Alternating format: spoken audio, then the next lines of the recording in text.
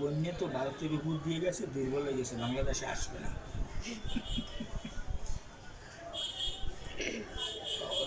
ভূমিকম্প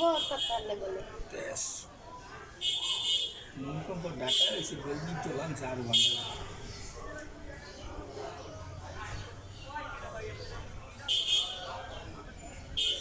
আপনার এটার ভিতরে চুলকায় কেমন? চুলকানি ওরে উঠবে, এবার পশু খাওয়াছি, এবার একটু মলম লাগাইছে, চুলকানি মিস করি নাই। ওই যখন খাওয়াছি তাই মলম লাগাই, খাই না। বয়স হয়ে যে কিডনি দুর্বল, এই জন্য ওষুধ আমি খাই না। কি কি ঔষধ খাইছেন? হ্যাঁ ভাই, যেন স্পেশাল দেখেন না, মোর মুখস্থ মনে না। ওই ইডিলসের কথা বললাম না, যে মোর ইডিলস খায়, কিন্তু মোর বুকটা লাগাই কেন পরিশ্বাস করতে না। মোর পক্ষে চা খাইতে নিষিদ্ধ করে।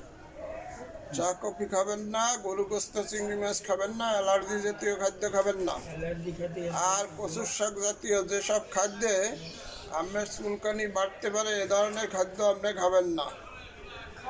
খামু না, খামু দম খামু, খামু সব পশ্চিম বাদে সব।